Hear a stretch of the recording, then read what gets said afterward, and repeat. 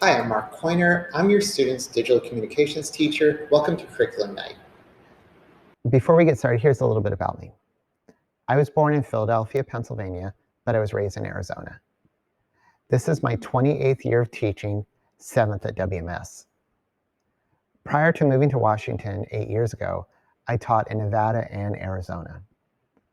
I've been an elementary school librarian, a high cap teacher, and taught 4th and 5th grade. I have certificates and degrees in history, elementary education, media instructional technology, school librarianship, and gifted and talented education. My brilliant wife is a veterinarian, and though we don't have children, we do have many furry ones. To give you an overview of this class, students will learn a variety of apps to create digital projects. This class will focus on 3 primary skills: video editing, desktop publishing, and multimedia presentations. Each unit will comprise a third of the class's projects. My overarching goal for this class is for students to develop skills that they can apply to their core classes.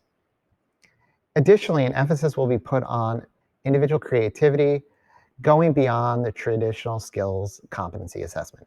So basically, I'm happy if they are good with the skills, but I want them to apply them. Students will learn the basic of video editing using an online app, WeVideo. We may also use some of the applications on our desktop, such as iMovie and Camtasia. They'll also be using iPads and editing on those iPads with mobile apps such as iMovie and KineMaster.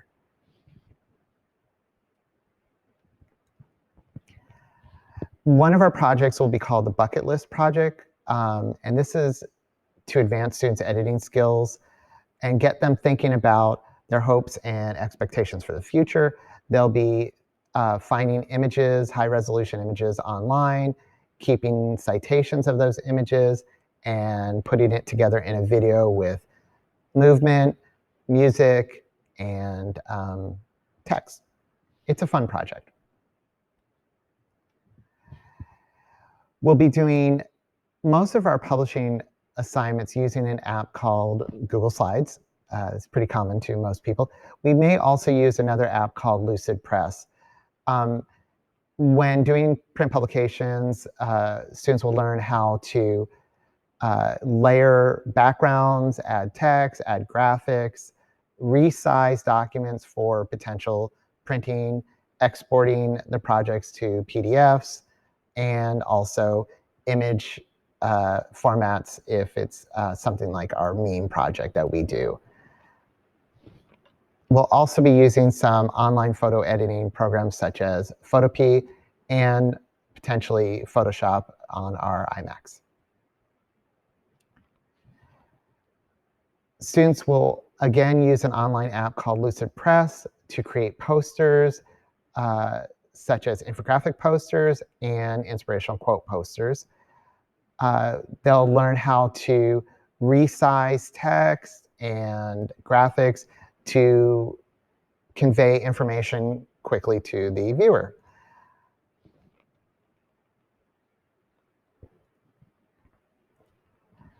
For some of our multimedia projects, we'll be using an app called Powtoon.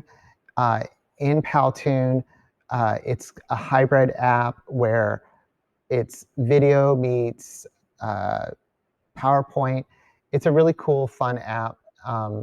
It's got a lot of animated characters.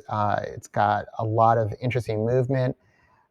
I will encourage the students to do a project that's called the Bulldog Way, which is our PBIS positive behavior intervention system, and also to potentially do a project where they cover a social studies or science project.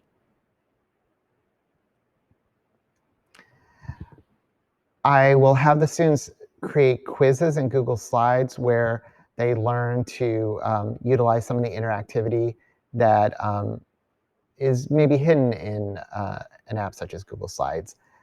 I will also encourage them to incorporate video and sound for further information and for fun. If we have time, I'm a big fan of Scratch animation. Scratch animation uses blocky coding, and this will actually go well with their rotation, because many of the students in this class will go on to computer science/robotics with Ms. Inger. Scratch animation allows students to do storytelling projects, to create basic games. Those students who are really into it can create even more complex games. It's a really good online app, and it's created by Massachusetts Institute of Technology. Throughout the semester, I will have students producing projects in different formats, video, print publications, images.